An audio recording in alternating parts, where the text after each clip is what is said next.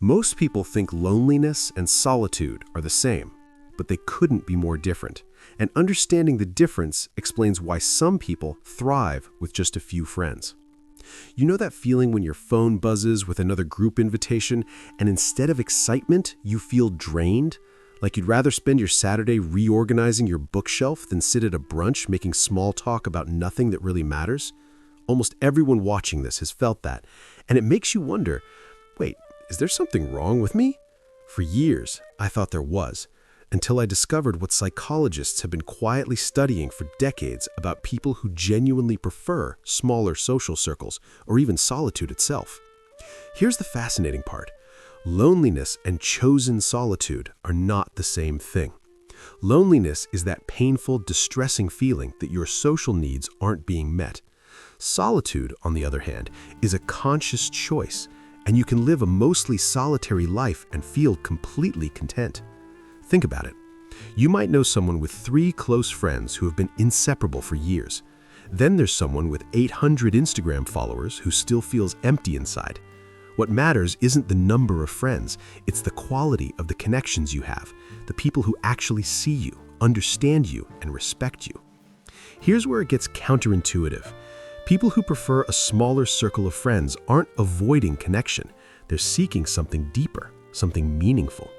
Studies in personality psychology show these individuals often have stronger self-awareness, emotional independence, and intrinsic motivation.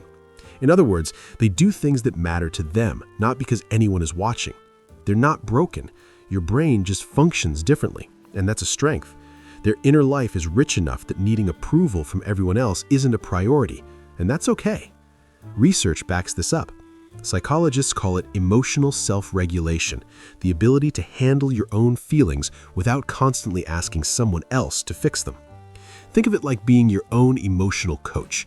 When you're having a bad day, you can calm yourself without needing anyone else to cheer you up. People comfortable with solitude can sit with their thoughts, focus on meaningful work, and form deeper relationships because when they do interact, it comes from a place of wholeness, not emptiness. Studies on aging and social networks show something striking. People with small circles of close friends often function better psychologically than those with large networks who still feel disconnected. That means the next time someone tells you you need more friends, remember the research says otherwise. And here's something most people completely misunderstand about creativity and solitude.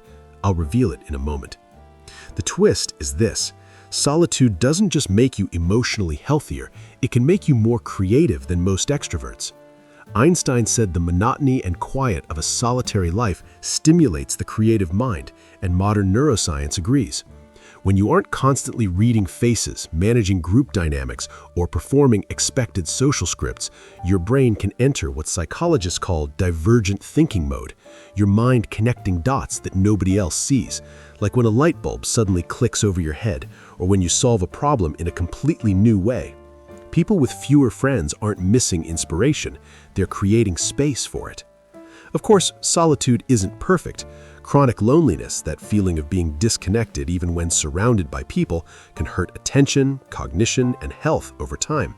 But thriving with a small number of friends isn't about avoiding people, it's about aligning your social life with your emotional needs.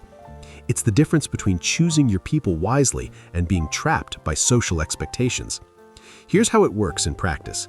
People who thrive with a few close friends share some key traits: a strong internal compass, knowing who they are without needing constant feedback, comfort with introspection, and emotional resilience.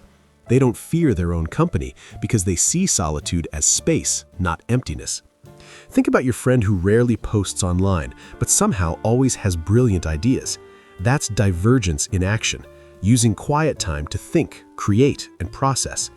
And if you've ever felt out of step with cultural pressures for big friend groups or packed social calendars, take note, your personality isn't broken, it's wired for a different kind of success. We often assume everyone needs the same social diet. Some people thrive on constant interaction, while others need a few deep connections and plenty of alone time. Neither is better or worse. The person with 2 close friends and a rich inner life isn't failing. The person with 50 acquaintances and no one to call at 2 a.m. isn't winning. We're all navigating the spectrum of connection and solitude, and your place on that spectrum deserves respect, not judgment. Your social energy is limited. Are you spending it on the right people? Quality over quantity isn't just a slogan, it's survival for your mental health. Sometimes choosing the quiet isn't a sign of loneliness, it's a declaration of selectivity. Not lonely, just selective. Stick around because I'll show why having fewer friends can actually make your relationships deeper and your ideas more original than most extroverts. If this hit home for you, hit subscribe now to never miss these insights. Your understanding of yourself and your social world depends on it. And if you want to support these explorations, consider joining the channel. You'll be helping more people understand themselves and their social world on their own terms.